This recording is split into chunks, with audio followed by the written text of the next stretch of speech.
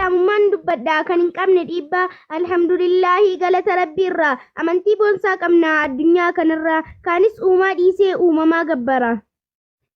Waan kadhannaan dhageenye waliin maaliif rakkattu keessattuu yaa warra waaqeffataa maaliif bishaan kadhattu waggaadhuma waggaadhaan hora Finfinnee deemtu aanaa fi godinarraas deemtanii waaqeffattu waaqa keessan lakkaa'uuf nuun hayyamu yeroonuu akkas taanaan waaqa keessan lakkoofnee bira gahuu hin dandeenyu.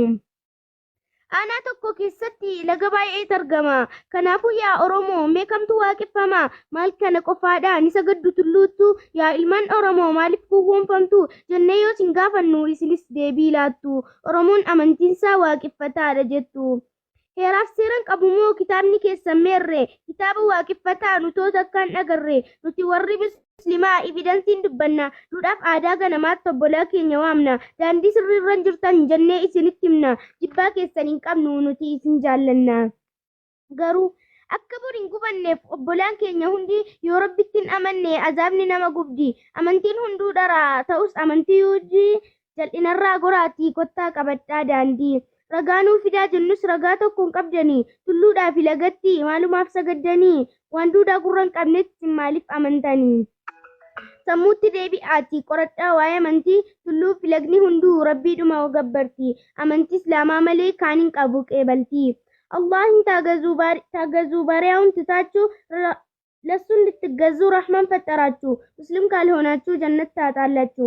አመንቲ አዳሚፍ ሀዋ አመንቲ እስላሙማadha kan Maryamiif Yesuus bar amantii fixiraadha. Barsiisni isaanii kana hundi nabiyyootaadha. Jalqabaa hanga dhumaa kaayyoon isaanis tokkodha. Amantiin isaanis tokko innis islaamummaadha. Laa ilaaha illallah jedha addunyaarraa deemaa adaraa akkan duune osoo hin ta'in muslima. Shahaadaa qabadhaatii rabbiif ta'a jajamaa. Amantiin koo islaamaa. Imaamni koo Qur'aanaa akkaataaf yeroo tokkotti hunduu waliin salaanna. Karaa nabii qabannee sunnaa isaanii hordofna. Nuti amantii islaamaaf kabajaa guddaa qabna. Tokkicha hundaa olii nuti rabbitti amanna. Nuti uumaa keenya dhiisnee yoomummaaf saganna. Alhamdulillah jedhaa islaamummaadha qabna. Dhaamsaaf walaloo kiyyaa har'aaf asitti dhaabu. Torbeen deebi'ee dhufuu rabbirraa abdiin dhabu. Yoo xiqqoo amrii ta'anis jannatal firdoos keessatti rabbi walitti nu haa qabu. Assalaamu alaikum warahmatullaahi wabarakaatu. ዩቱbii garee shahaadaa sabskiraayib gochuu hin dagatinaa.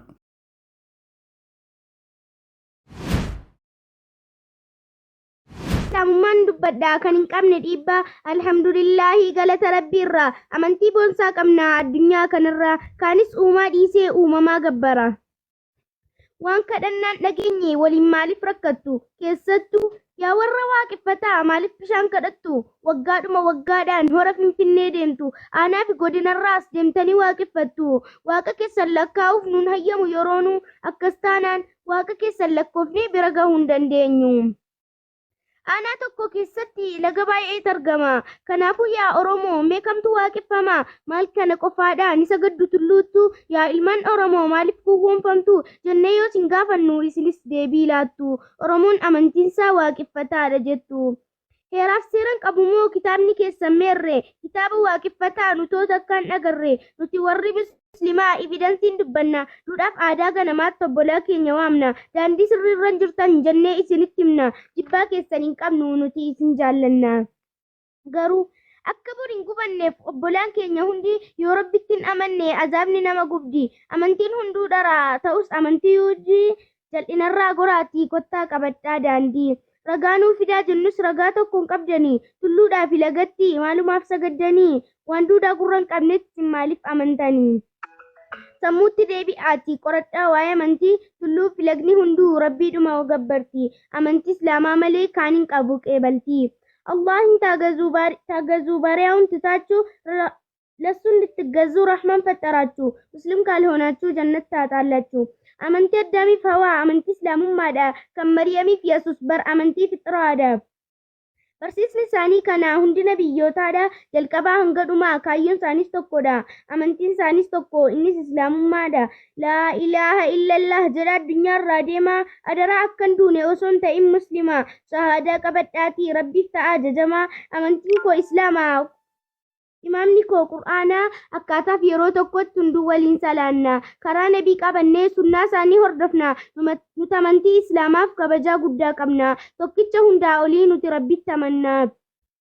Nuti uumaa keenya dhiisnee yoomummaaf saganna. Alhamdulillah jedhaa Islaamummaadha qabna. Dhaamsaaf walaloo kiyyaa har'aaf asitti dhaabu. Torbeen deebi'ee dhufu Rabbirraa abdiin dhabu. Yoo xiqqoo amrii ta'anis jannatal firdoos keessatti Rabbi walitti nu haa qabu. Assalaamu alaikum warahmatullaahi wabarakaatu. yuutuubii garee shahaadaa sabskraayib gochuu hin dagatinaa.